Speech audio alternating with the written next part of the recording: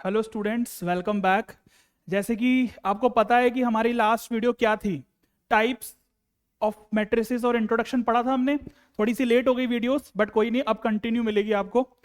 अब आज की वीडियो में हमने एक्सरसाइज करनी है 3.1। मैंने बताया था कि इसी हिसाब से हमारा पैटर्न चलेगा, ठीक है ना। तो अब देखो यहाँ पर, ये हमने कर लिया है वीडियो में। आपको डिस्क्रिप्शन में लिंक मिल जाएगी वीडियो की, आई बटन पर भी आ रहा होगा उसका लिंक, ठीक है ना।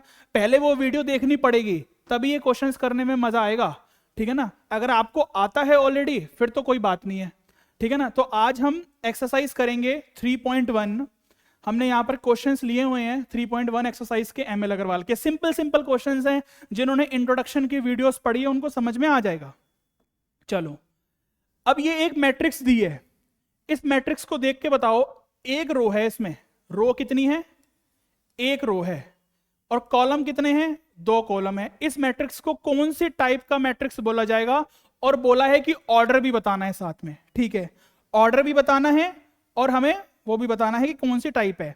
जहां पर एक रो होती है उसको क्या बोलते हैं? Row matrix. तो यानी कि ये वाली जो मैट्रिक्स है वो रो मैट्रिक्स है। अच्छा, ऑर्डर क्या है? ऑर्डर देख लो, अगर ये 2/3 है तो देख लो यहां पर एक रो है, दो कॉलम है, यानी कि 1x2, यानी कि 1/2 ऑर्डर की ये मैट्रिक्स है।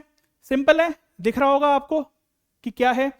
अच्छा, हमने यहीं पर ही सॉल्व करना है तो इसको और बीच में ले लेते हैं, सारा हम यहीं पर सॉल्व करेंगे, ठीक है। चलो, इसी में आपको दिख जाएगा, इजीली समझ में आ जाएगा। यहां देखो, 1 2 3, 3 रो हैं, एक ही कॉलम है। ऑर्डर में यहीं लिख रहा हूं, ऑर्डर में यहीं लिख रहा हूं कि ठीक है ना। क्या ऑर्डर हो जाएगा? देखो, 3 रो हैं, एक कॉलम है, यानी कि 3 × 1, यानी कि 3/1 ऑर्डर की ये मैट्रिक्स है। और इसको क्या बोला जाएगा? इसको बोला जाएगा कॉलम मैट्रिक्स। अब मैं शॉर्ट में लिख रहा हूं, देख लेना कि कॉलम मैट्रिक्स। थोड़ा छोटा लग रहा होगा तो थोड़ा सा एडजस्ट कर लेना, वैसे तो सही लग रहा है मेरे को, ठीक है।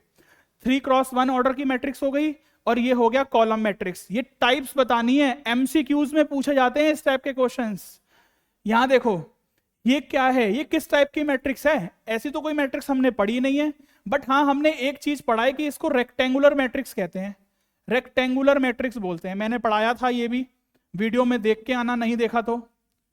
रेक्टेंगुलर मैट्रिक्स, ऑर्डर बता दो। देखो, 1 2 3, 3 रो है, कॉलम कितने हैं? 1 2, दो कॉलम है, तो 3/2 की ये मैट्रिक्स हो गई। चेक भी कर सकते हो, 3 × 2 करोगे 6 आएगा, 6 एलिमेंट्स आ रहे हैं, बात खत्म। अच्छा, यहां पर आ जाओ, ये क्या है? एक रो है, कॉलम कितने हैं? 3 कॉलम है, इसी की तरह हो गया, रो मैट्रिक्स हो गई, ये भी रो मैट्रिक्स हो गई। बट ऑर्डर इसका क्या होगा? देखो, एक रो है, 3 कॉलम है, इस बार इसका ऑर्डर होगा 1/3 का, ठीक है ना। तो ये इसका ऑर्डर हो जाएगा, इसको भी रो मैट्रिक्स ही बोलेंगे। अच्छा, इसको क्या बोलेंगे? ऐसी कोई मैट्रिक्स हमने पढ़ी है नहीं, बट हाँ हमें ये पता है कि ये 2/2 ऑर्डर की मैट्रिक्स है, तो इसको हम क्या बोलेंगे? Square matrix. क्या बोलेंगे इसको? स्क्वायर मैट्रिक्स, ठीक है। 2/2 ऑर्डर की है तो स्क्वायर मैट्रिक्स है। मैंने समझाया था ना स्क्वायर मैट्रिक्स क्या होता है, जब नंबर ऑफ रोज और नंबर ऑफ कॉलम्स इक्वल होते हैं। देखो, नंबर ऑफ रोज और नंबर ऑफ कॉलम्स इक्वल ही हैं, तो स्क्वायर मैट्रिक्स हो गई। इस टाइप की मैट्रिक्स पढ़ी है क्या हमने? यहां पर देखो, इस टाइप की मैट्रिक्स क्या है? पहले तो हमें ये दिख रहा है कि ये 3/3 ऑर्डर की मैट्रिक्स है। अच्छा, 3/3 ऑर्डर की मैट्रिक्स हो गई। और ऐसी कोई मैट्रिक्स पढ़ी है क्या डायगोनल में एलिमेंट्स 0 हो? कहीं पढ़े हैं? कहीं नहीं पढ़े। ऐसा कहां पढ़ा है? डायगोनल में एलिमेंट्स होते हैं कुछ और बाकी सब 0 होता है, तो उसको बोला जाता है डायगोनल मैट्रिक्स। ये तो कुछ भी नहीं है, इसको तो नॉर्मल हम क्या बोलेंगे? स्क्वायर मैट्रिक्स बोलेंगे, ठीक है जी। ये है स्क्वायर मैट्रिक्स है, इसको यहां लिख लेते हैं स्क्वायर मैट्रिक्स। कंफ्यूज नहीं होना है। डायगोनल में जो एलिमेंट्स दिए होते हैं वो कुछ और होने चाहिए और बाकी सब में 0 होना चाहिए, तब उसको बोला जाता है डायगोनल मैट्रिक्स, ठीक है ना। ये तो 3/3 ऑर्डर की एक मैट्रिक्स है जिसको हम स्क्वायर मैट्रिक्स बोल रहे हैं, क्योंकि ये ऐसा कोई टाइप की मैट्रिक्स नहीं है अलग से, ठीक है। चलो, क्लियर है? स्क्वायर मैट्रिक्स हो गई, 3/3 ऑर्डर की मैट्रिक्स हो गई। क्लियर दिख रहा है? आगे चलें। ये क्या है? मैंने क्या बताया था? सारे एलिमेंट्स अगर 0 हो जाएं तो क्या हो जाएगा? ये 2/2 ऑर्डर है इसका और 0 मैट्रिक्स है, ठीक है। सारे एलिमेंट्स 0 हैं तो 0 मैट्रिक्स बोल दो, या फिर कह दो नल मैट्रिक्स। अच्छा, ये क्या है? जीरो मैट्रिक्स ही है, बट इस बार ऑर्डर चेंज है। देखो 2 रो है 3 कॉलम है, तो क्या हो जाएगा 2/3, 2/3 ऑर्डर की ये हो जाएगी मैट्रिक्स। और है क्या ये जीरो मैट्रिक्स है, सेम जीरो मैट्रिक्स है ये भी। तो आपको ये तभी समझ में आएगा जब आप फर्स्ट वाली इंट्रोडक्शन की और टाइप्स ऑफ मैट्रिक्स की वीडियोस देख के आओगे, तभी ये समझ में आएगा। अगर आपको पहले से आता है तो कोई बात नहीं। अब देखो यहां पर डायगोनल एलिमेंट्स क्या हैं, 1 है और बाकी सब 0 है। क्या बोलते थे इसको, identity matrix.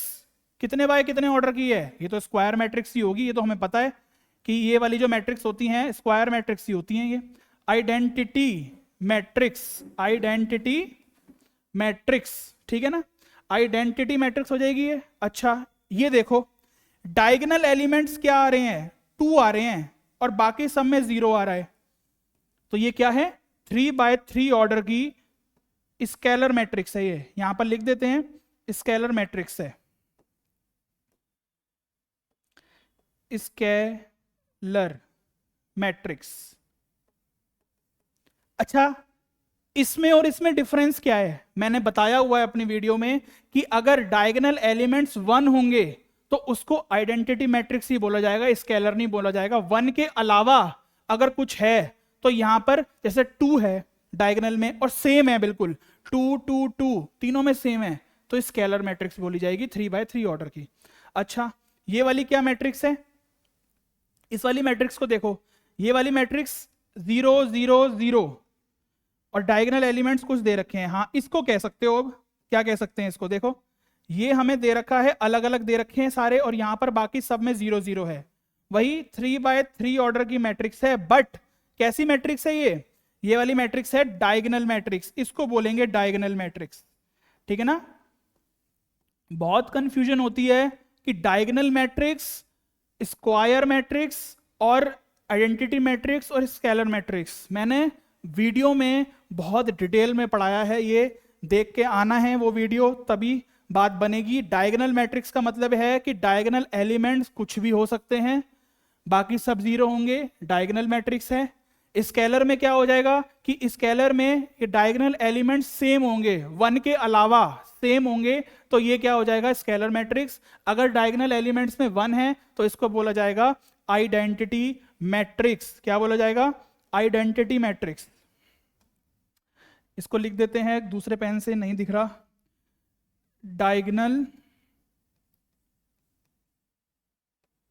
Diagonal matrix.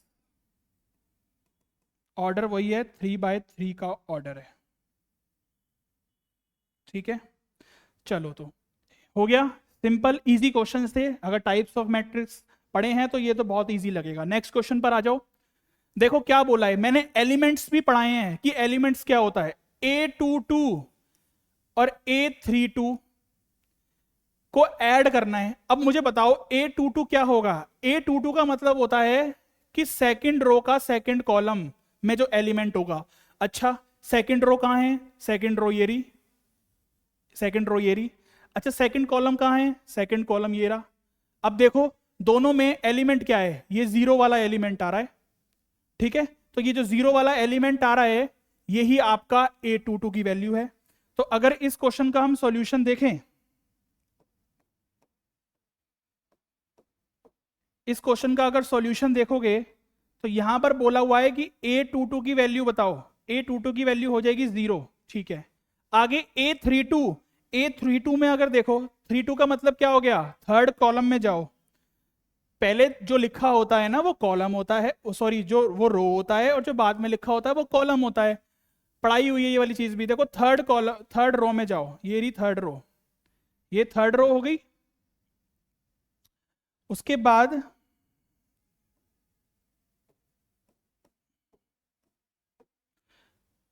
Third row second column, second column कहां है, ये रहा। अब देख लो कौन सा एलिमेंट है, ये 2 वाला एलिमेंट आ रहा है। तो इसका मतलब A32 की वैल्यू कितनी हो जाएगी, 2 हो जाएगी। दोनों को ऐड करने के लिए बोला है, तो बस 0 + 2 को ऐड करोगे तो 2 आ जाएगा आंसर। सिर्फ एलिमेंट्स पहचानने के लिए बोला है। यहां पर भी सेम बोला है, यहां पर B एक मैट्रिक्स कह दी, B21 कह रहा है कि B21 क्या है, B21 क्या होगा, B21, B21 क्या हो जाएगा, वही सेकंड रो ये रही, फर्स्ट कॉलम ये रहा, 8 एलिमेंट आ रहा है, इसका सॉल्यूशन देख लो, ये सेकंड के फर्स्ट पार्ट का सॉल्यूशन है, ये सेकंड के सेकंड पार्ट का सॉल्यूशन है। B21 की वैल्यू क्या हो जाएगी, एलिमेंट की बात कर रहे हैं ना, B21 पर कौन सा एलिमेंट है, 8 एलिमेंट।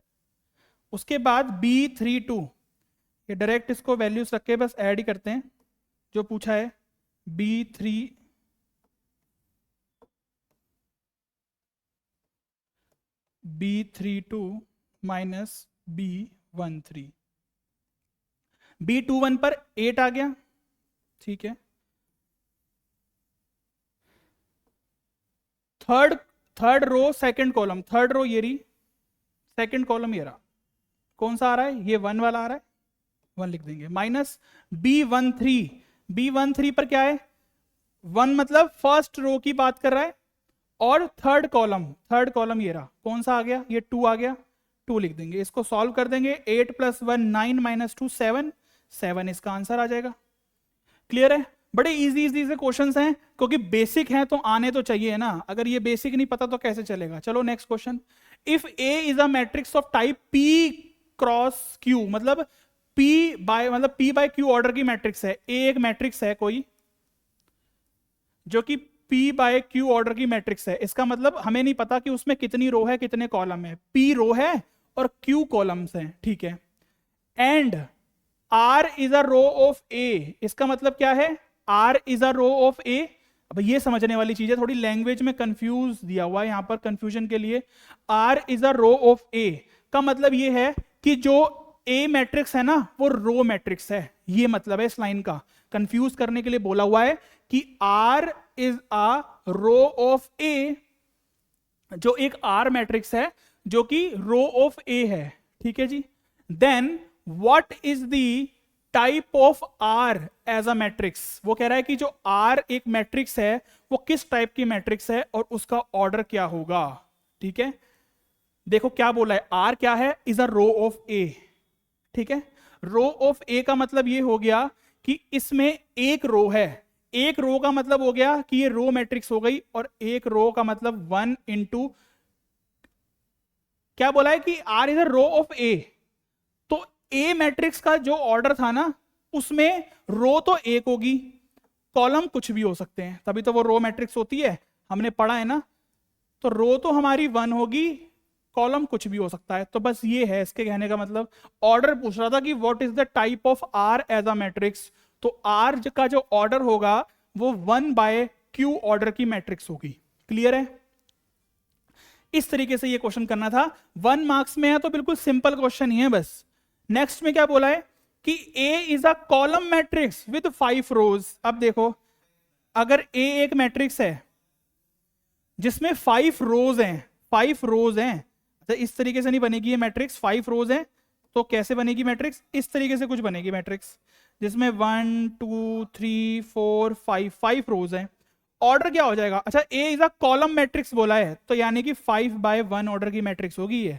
देखो कॉलम मैट्रिक्स बोला है ना, कॉलम मैट्रिक्स का मतलब क्या है, एक कॉलम बहुत सारी रोज, तो रोज तो देख लो 5 रोज हैं तो 5 रोज हो गई, कॉलम एक ही होगा, ठीक है। Then what type of matrix is a row of A, क्या बोला है, then what type of matrix is a row of A, यानी कि अगर टाइप बताना है कि अगर वो रो मैट्रिक्स बन जाए तो क्या होगा, वो इस तरीके से बनेगा कि हम उसको ऐसे लिख सकते हैं 1 क्रॉस 1, 1 क्रॉस 1, ठीक है। कहने का मतलब यह है कि 1 क्रॉस 1 की ये मैट्रिक्स है। चलो ये आ गई बात समझ में कि if A is a column matrix with 5 रोज, इस तरीके से हम लिखते हैं कि 5 रो हैं, एक ही कॉलम होगा क्योंकि कॉलम मैट्रिक्स है। यहां पर बोला है कि then what type of matrix is a row of A, row of A का मतलब ये हो गया कि वो क्या है, रो मैट्रिक्स बना दे, इसका मतलब हमें रो में 1 लेना होगा और कॉलम तो वैसे भी 1 ही है, तो उससे कोई मतलब नहीं है कि हमें रो देखना है, रो अगर एक है, कॉलम जितने भी हों, जितने भी, कहने का मतलब अगर एक भी है तो भी हम उसे रो मैट्रिक्स कह सकते हैं। आ गई बात समझ में? क्योंकि अगर मान लो एक मैट्रिक्स दी है जिसके अंदर खाली एक ही एलिमेंट है, इसको हम बोलेंगे 1 बाय 1 ऑर्डर की मैट्रिक्स है ना, इसको हम रो मैट्रिक्स भी कह सकते हैं, इसको हम कॉलम मैट्रिक्स भी कह सकते हैं, इसको हम स्क्वायर मैट्रिक्स भी कह सकते हैं। तो ये चीज आपको पता होनी चाहिए जो चीज मैं लिखवा रहा हूं। ये ना, ये छोटे छोटे क्वेश्चंस हैं, एमसीक्यूज में बन सकते हैं, ठीक है ना। तो ज्यादा अभी बढ़िया बढ़िया क्वेश्चंस तो और आने वाले हैं। चलो नेक्स्ट क्वेश्चन पर आ जाओ। ये क्वेश्चन अच्छा है। If a matrix has 18 elements, अगर एक मैट्रिक्स के अंदर 18 एलिमेंट्स हों तो what the possible orders it can have, what if it is has 11 elements. दो क्वेश्चंस पूछ लिए एक ही में।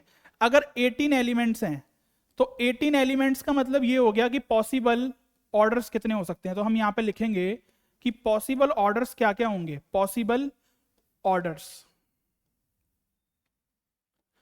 क्या क्या होंगे, देखो, एक तो 1 क्रॉस 18 की मैट्रिक्स हो सकती है, ठीक है।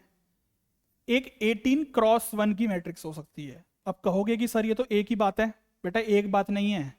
अगर 1 क्रॉस 18 लिखा है तो इसका मतलब एक रो है, 18 कॉलम्स हैं। और अगर ऐसे लिखा है तो 18 रो हैं, एक कॉलम है। तो एक बात कैसे हो गई, कंफ्यूज मत हो जाओ इससे।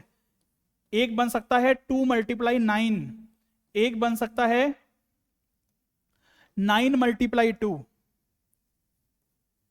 और भी बन सकते हैं, बिल्कुल बन सकते हैं। और देखो, एक बनेगा आपका 3 × 6, क्यों 6 3 जा 18 नहीं होते क्या। एक बन सकता है 6 × 3, और भी बन सकता है क्या 4 5 6 7, 6 से तो बना दिया 7 8 9, बस और तो नहीं बनेंगे, और तो हमने बना दिया। ये बन सकते हैं पॉसिबल ऑर्डर्स।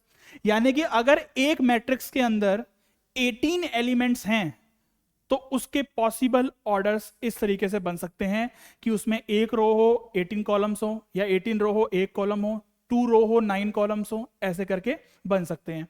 और तो पॉसिबल ऑर्डर्स इसमें बनेंगे नहीं। अच्छा 11 एलिमेंट्स के लिए बोला है, 11 एलिमेंट्स के लिए बताओ कि 11 एलिमेंट्स के लिए पॉसिबल ऑर्डर्स क्या हो सकते हैं। तो पॉसिबल ऑर्डर्स 11 एलिमेंट्स के लिए हमारे पास बनेंगे 1 क्रॉस 11, और एक बनेगा 11, मतलब 1/11 की ऑर्डर की मैट्रिक्स और एक 11/1 ऑर्डर की मैट्रिक्स। तो बस ये दो ही बन सकती है, क्योंकि 11 तो किसी के टेबल में आता नहीं है। ये दो पॉसिबल ऑर्डर्स बन सकते हैं।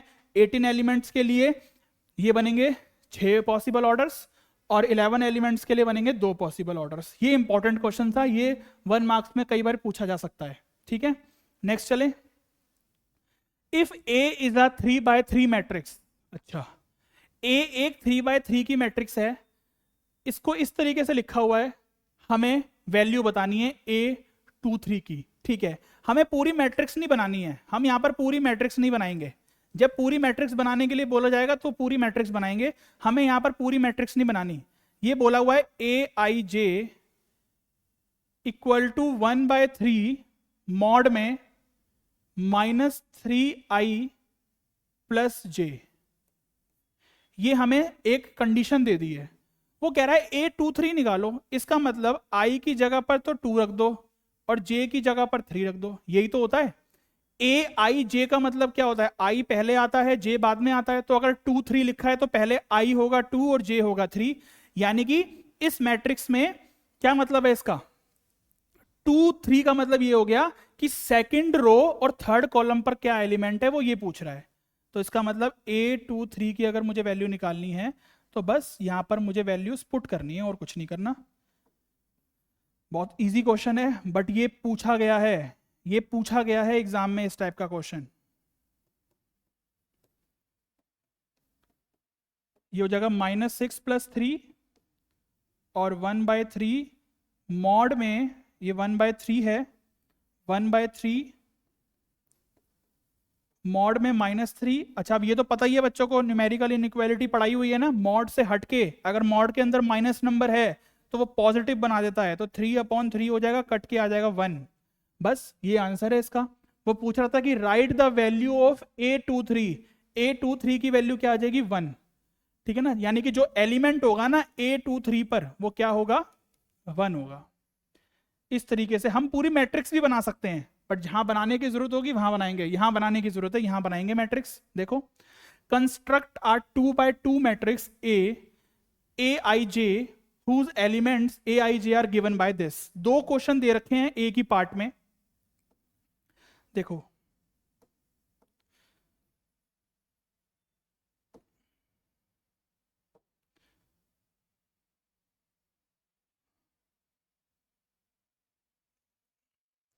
क्वेश्चन नंबर 7 की बात करते हैं कि फर्स्ट पार्ट की, एक 2x2 ऑर्डर की मैट्रिक्स बनानी है, हमें कंडीशन क्या दी हुई है, कंडीशन हमें दी हुई है 2i माइनस जे, ठीक है। हमें एक ए मैट्रिक्स बनानी है 2x2 ऑर्डर की, डायरेक्ट लिखेंगे वैल्यूज, बच्चे थोड़ी हैं हम जो एक एक सॉल्व करेंगे।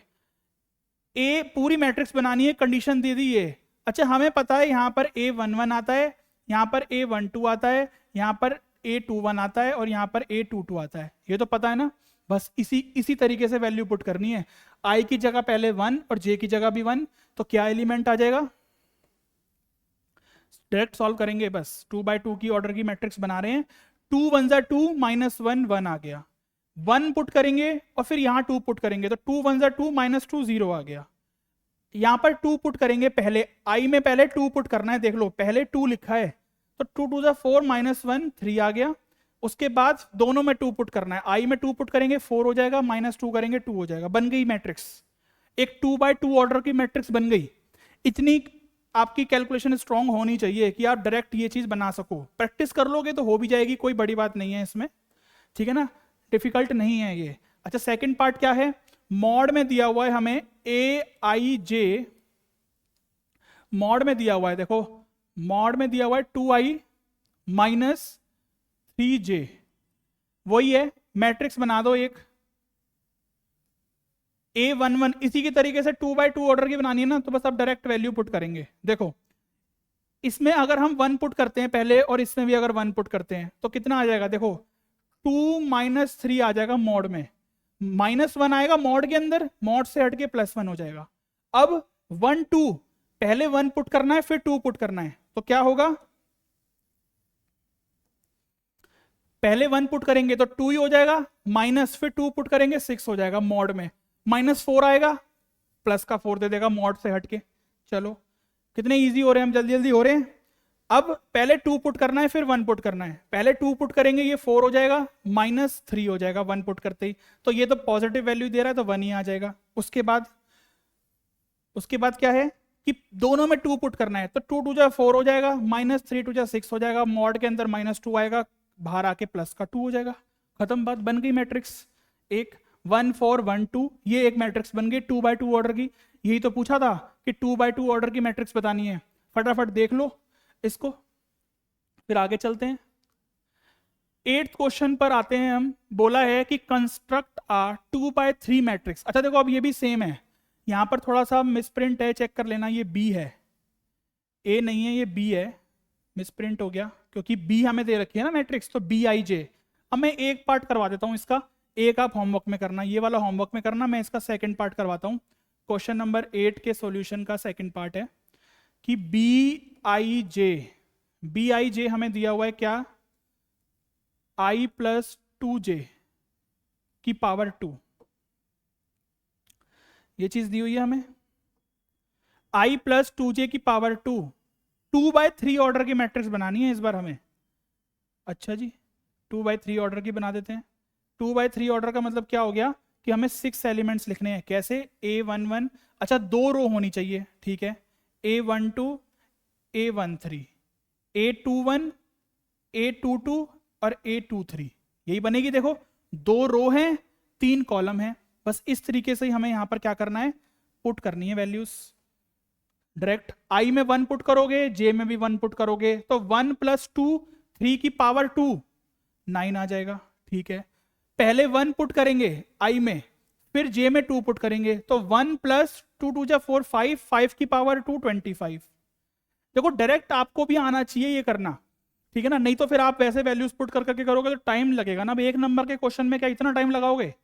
पहले 1 पुट करेंगे फिर उसके बाद 3 पुट करेंगे, तो 6 प्लस 7 की पावर 2 49 आ जाएगा। 2x3 ऑर्डर की मैट्रिक्स बना रहे हैं हम। अब पहले 2 पुट करेंगे फिर उसके बाद 1 पुट करना है, तो 2 प्लस 2 2 1 जा 2 हो जाएगा ना, और इधर भी 2 है तो 2 + 2 4, 4 की पावर 16, 4 की पावर 2 16 हो जाएगा। अब दोनों में 2 पुट करना है, यहां पर भी 2 पुट कर दिया, यहां पर भी 2 पुट कर दिया, ये तो हो गया 2 2 जा 4, 4 और 2 6, 6 की पावर 2 36। चलो अब 2 पुट करेंगे, फिर 3 पुट करेंगे, तो 3 2 जा 6, 6 और 2 8, 8 की पावर 2 64। हो गई मैट्रिक्स तैयार हमारे पास 2/3 ऑर्डर की। है सिंपल। इस तरीके से आपको देखो, अब आप एक एक चीज निकाल के करोगे तो टाइम लगेगा ना। अब 12th में अगर आप ये चीज पढ़ रहे हो तो आपकी कैलकुलेशन स्पीड तेज होनी चाहिए। सिंपल क्या है, जो पहले लिखा है वो आई में पुट करना है, जो बाद में लिखा है वो जे में पुट करना है, बस इतनी सी तो बात है। एलिमेंट्स ही तो निकालने हैं एक मैट्रिक्स के अंदर हमें। चलें नेक्स्ट पार्ट में। चलो नेक्स्ट पार्ट देखो क्या है। 9th में देखो, अब ये इक्वल मैट्रिसेस हैं। ये क्वेश्चन बड़े मजेदार होते हैं, इस तरीके के क्वेश्चंस भी एग्जाम में पूछे जाते हैं। देखो यहां पर बोला गया है कि सॉल्यूशन देखो, इसका 9th के फर्स्ट पार्ट का सॉल्यूशन देखो। x + 2y - y, क्वेश्चन आप देख लो, आपकी बुक में भी है वैसे तो। चलो x + 2y, इधर है -y, इधर है 3x, इधर है 4, इक्वल दे रखा है किसके? अच्छा ये इक्वल दे भी रखा है। और क्यों है ये इक्वल? क्योंकि देखो सेम ऑर्डर की मैट्रिक्स है। ये चीज भी हमने पढ़ी है ना कि 2/2 ऑर्डर की मैट्रिक्स होनी चाहिए। मतलब 2/2 ऑर्डर का मतलब क्या है? दोनों का ऑर्डर सेम होना चाहिए। ऑर्डर अगर सेम है दोनों का तो वो मैट्रिक्स इक्वल है। कॉरस्पॉन्डिंग एलिमेंट्स इक्वल आ जाएंगे। कॉरस्पॉन्डिंग एलिमेंट्स क्या हो गए? A11 इसका और इसका A11, तो -4 आ गया। एक इक्वेशन ये बन गई। इसमें देखो A21 इसका, A21 इसका, तो यहां से अगर मैं 3x = 6 कर दूं तो यहां से x की वैल्यू सिंपल 2 आ जाएगी। ये 2x की वैल्यू यहां पर पुट कर देंगे तो 2y = 4।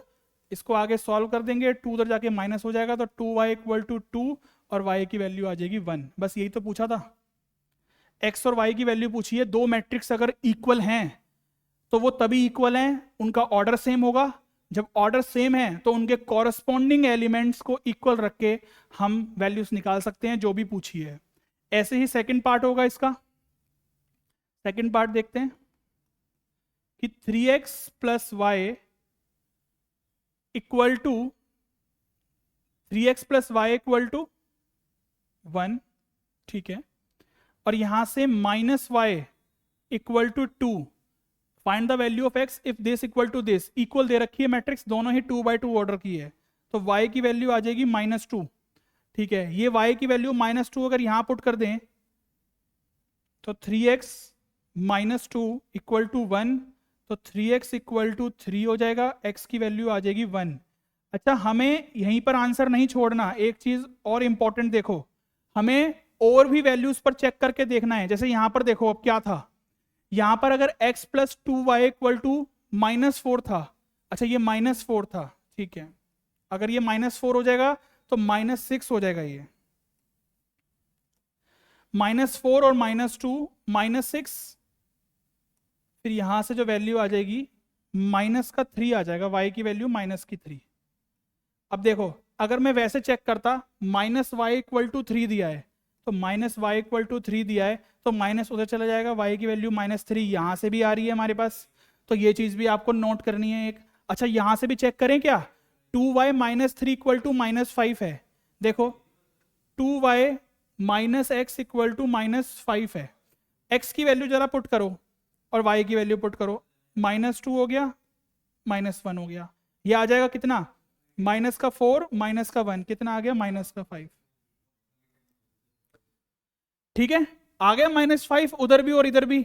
तो आपको सारे कॉरस्पॉन्डिंग एलिमेंट्स पर एक बार चेक करना पड़ेगा, तो ये गलती मत करना, एक बार सारे कॉरस्पॉन्डिंग एलिमेंट्स पर चेक कर लेना। कई बार ऐसी सिचुएशन हो जाती है कि क्वाड्रेटिक इक्वेशन बना देगा और वहां से वैल्यू देगा -1 और 1 और वहां से वैल्यू आ रही होगी 1, तो हम जब कंपैरिजन करेंगे तो वैल्यू फाइनल आंसर जो होगा 1 होगा, दोनों नहीं होगा। तो ये चीज आगे आएगी जब क्वेश्चंस में डिस्कस करेंगे। अभी तो ये सिंपल क्वेश्चंस है कि दो मैट्रिक्स अगर इक्वल है तो उनको कॉरस्पॉन्डिंग एलिमेंट्स को इक्वल रख के एक्स और वाई की वैल्यू निकालनी है, ठीक है। इसका एक 4th पार्ट और करते हैं, 3rd पार्ट तो आप खुद कर लेना होमवर्क में, इजी है। एक्स और वाई की वैल्यू निकालनी है, फिर दोनों को ऐड कर देना है। एक्स और वाई की वैल्यू निकाल के दोनों को ऐड कर देना है। हम फोर्थ क्वेश्चन डिस्कस करते हैं। फोर्थ क्वेश्चन क्या है, एक्स प्लस वाई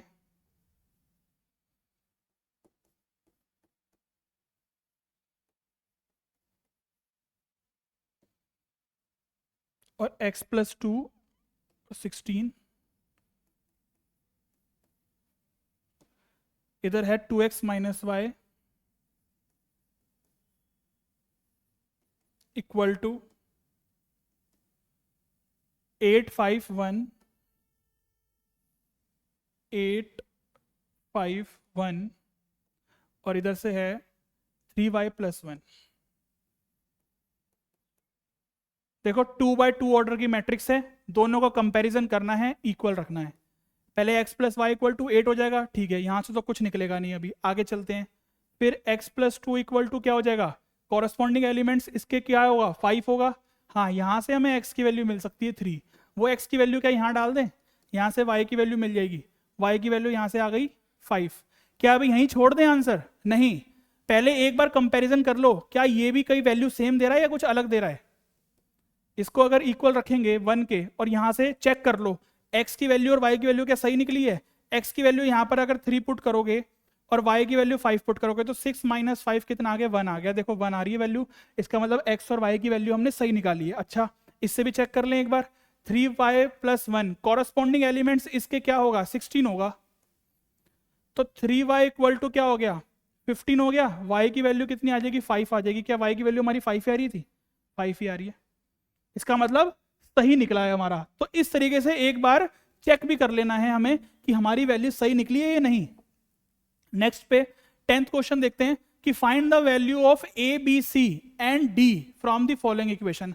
अब ए की उसमें सारी वैल्यूज दे दी, ए बी सी डी सब दे दिया।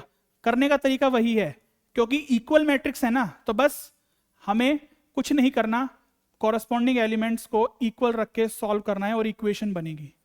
एक इक्वेशन ये बन गई, दूसरी क्या बनी है, a minus 2b equal to -3। अब 10th में पढ़ते थे ना एलिमिनेशन मेथड, सब्स्टिट्यूशन मेथड, वो लगा दो यहां पर। बस क्या करोगे, किसी एक को सेम बना के काटना है, यहां पर 2 से मल्टीप्लाई कर दो, नीचे 2 से अगर मल्टीप्लाई कर दिया तो फर्स्ट वाली इक्वेशन तो एज इट इज आ जाएगी। इसमें अगर 2 से मल्टीप्लाई करेंगे तो 2a माइनस का 4b equal to -6। Sign change हो जाते हैं, सब्स्टिट्यूशन मेथड कर रहे हैं, ये माइनस में है तो प्लस में हो जाएगा, ये भी नीचे वाला माइनस है तो प्लस हो जाएगा। नीचे वाले साइन चेंज होते हैं, ये प्लस का है तो माइनस हो गया, कट गया। अच्छा, अब नीचे वाले साइन को देखना है, ये b और ये 4b कितना हो जाएगा, 5b इक्वल टू 4 प्लस 6 कितना हो जाएगा, 10 हो जाएगा। तो b की वैल्यू कितनी आ गई, 2 आ गई। b की वैल्यू 2 आ जाएगी, इक्वेशन में पुट कर दो, a की वैल्यू आ जाएगी। क्या थी first equation, 2a plus B equal to 4, 2a plus B की वैल्यू 2 है इक्वल टू 4,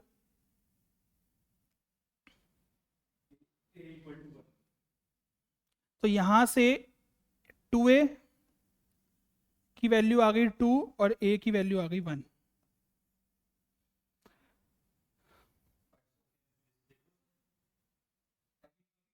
आगे देखो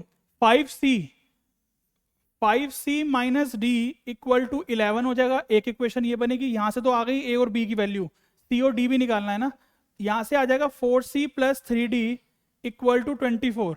क्या करें, किसी एक को सेम बना के काटना है ना, क्या बनेगा सेम।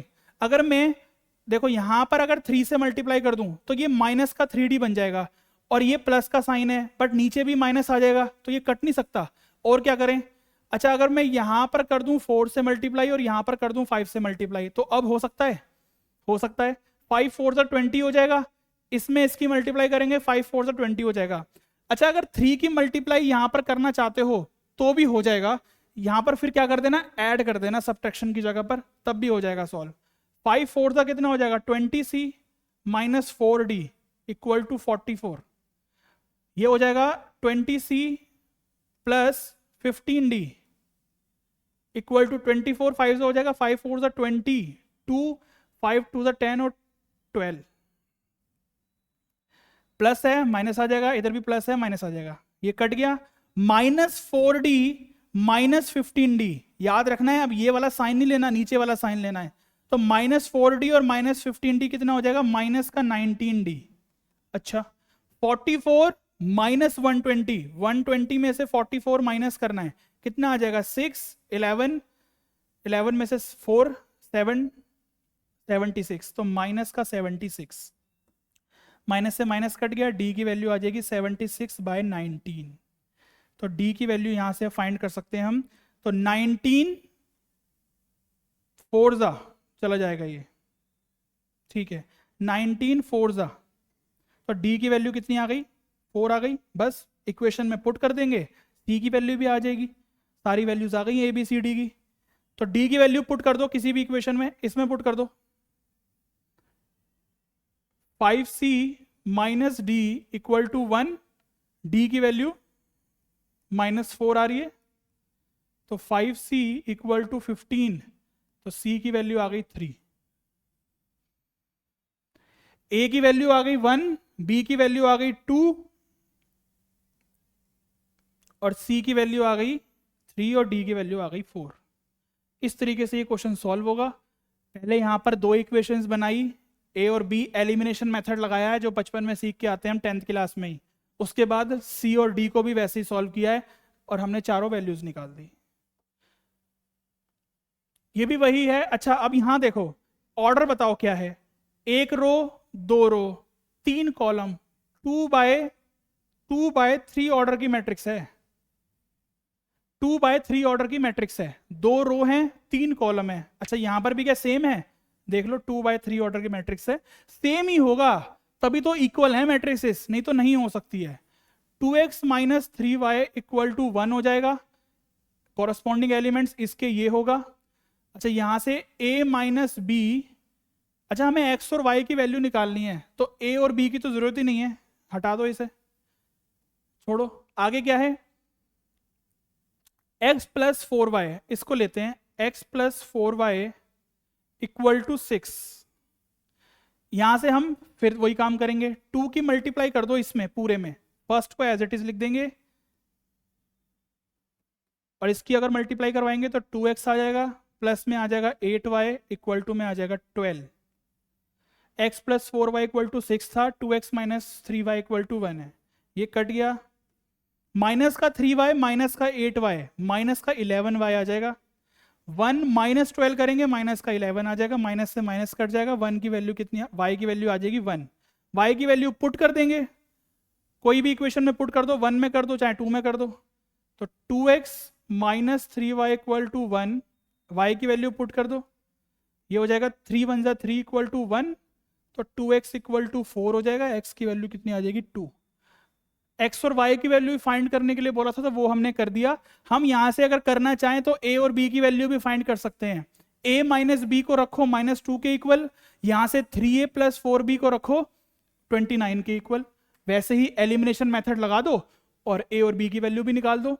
अभी इस क्वेश्चन में तो x और y लिखा है, ये आप चेक कर लेना एक बार कि क्वेश्चन मिसप्रिंट तो नहीं है, बाकी आप निकाल सकते हो a और b की वैल्यू भी, ठीक है ना। हमें यहाँ पर x और y की वैल्यू ही दी है मेरे को, तो जहां तक दिख रहा है तो x और y की वैल्यू हमने निकाल दी। लास्ट क्वेश्चन रह गया, 12th क्वेश्चन, आपकी 3.1 एक्सरसाइज की लास्ट क्वेश्चन है, जो कि बहुत ही ज्यादा इंपॉर्टेंट क्वेश्चन है, समझ लो वेरी वेरी इंपॉर्टेंट क्वेश्चन है, 1 मार्क्स में बहुत बार पूछा जाता है, अप्लाइड मैथ्स के बच्चे हो चाहे कोर मैथ्स के बच्चे हो चाहे CUET के बच्चे हो, ये क्वेश्चन पूछा जाता है एग्जाम में। Right the number of all possible matrices of order 2 by 3 with each entry। अब ये समझ लो, मान लो एक मैट्रिक्स बना रही हमने, 2 by 3 ऑर्डर की मैट्रिक्स बनाई है, इसका मतलब उसके अंदर कितने एलिमेंट्स होंगे, 6 एलिमेंट्स होंगे। वो कह रहा है हर एक एलिमेंट के अंदर 1 और 2 आ सकता है, मान लो यहां पर भी 1 आ सकता है, 1 और 2, 1 और 2, 1 और 2, 1 और 2, 1 और 2 और 1 और 2। अब मुझे बता सकते हो कि कितनी पॉसिबल मैट्रिसेस बन सकती है। देखो मान लो सब में 1 1 1 1 आ जाए, या सब में 2 2 2 2 आ जाए, या मान लो इसमें 1 आ जाए बाकी सब में 2 आ जाए, या इसमें 1 और 1 आ जाए बाकी सब में 2 आ जाए। कितनी पॉसिबल मैट्रिसेस बन सकती हैं, हम बना ही नहीं सकते, अब इसका फॉर्मूला देख लो क्या है। अगर इस टाइप का क्वेश्चन आता है तो हमें क्या लगाना है, पॉसिबल मैट्रिसेस। पॉसिबल कितनी मैट्रिसेस बन सकती हैं, देखो जितने एलिमेंट्स हैं, जितने एलिमेंट्स दिख रहे हैं आपको, इसको तो ले जाओ पावर में, यानी कि कितने ऑर्डर चाहिए, ईच एंट्री 1 और 2, यानी कि यहां पर 1 भी आ सकता है, 2 भी आ सकता है, 1 भी आ सकता है, 2 भी आ सकता है। तो 2 multiply 2 multiply 2 multiply 2 multiply 2 multiply 2, यानी कि इस जगह पर 2 पॉसिबिलिटीज हैं, इस जगह पर भी 2 पॉसिबिलिटीज हैं। इस तरीके से 6 एलिमेंट्स हैं ना, तो 2 कितनी बार आ रहा है, 2 आ गया, 2 मल्टीप्लाई 2 मल्टीप्लाई 2 मल्टीप्लाई ऐसे ऐसे करके 2 जो आ रहा है वो 6 टाइम्स आ रहा है। तो इसका मतलब 2 की पावर 6 हो गया, 64 आंसर आ जाएगा। 64 पॉसिबल मैट्रिसेस हैं जो कि ऐसे बन सकती है 2/3 ऑर्डर की। 64 पॉसिबल मैट्रिसेस हैं जहां पर लिखा है कि ईच एंट्री 1 और 2। क्वेश्चन बहुत इंपॉर्टेंट है, सेकंड पार्ट देख लो। इसी तरीके से होगा कि अगर कोई मैट्रिक्स बनी है और इस बार बोला है कि 2/2 ऑर्डर की मैट्रिक्स है, इसका मतलब 4 एलिमेंट्स आ सकते हैं बस उसके अंदर। 2/2 ऑर्डर है ना, तो 4 एलिमेंट्स आ रहे हैं। इस बार बोला है कि 3 एंट्री है, अच्छा यहां पर 1 भी आ सकता है, 2 भी आ सकता है, 3 भी आ सकता है, यहां पर भी कुछ भी आ सकता है। तो ऐसे तो भाई बहुत सारी मैट्रिसेस बन सकती हैं, कितनी बनेंगी वही बताना है हमें, ठीक है ना। तो इसकी पॉसिबल मैट्रिसेस क्या होंगी, पॉसिबल मैट्रिसेस देखो यहां पर हमने क्या किया था कि 2 2 2 3 3 3 3, यानी कि 3 कितनी बार आ रहा है, 3 आएगा आपका 4 टाइम्स। तो 3 की power 4 equal to 81 possible matrices होंगी। ये आपका फाइनल आंसर होगा। आंसर देख लो कैसे याद रखना है, देखो जितने एलिमेंट्स हैं वो तो पावर में जाएंगे, और जितने यहां पर लिखा है कि ईच एंट्री 1 2 और 3, ये कितने हैं 1 2 3, ये बेस में रहेंगे। यहां पर कितने थे 1 2, तो यहां पर था एलिमेंट्स कितने थे 3 2 6, तो पावर में 6 आ गया। आगे बात समझ में, जितने एलिमेंट्स अंदर आने हैं वो तो बेस ऊपर पावर में जाएगा, और जितने एलिमेंट्स हमने यहां पर नीचे लिखने हैं वो बेस में आएगा 1 और 2।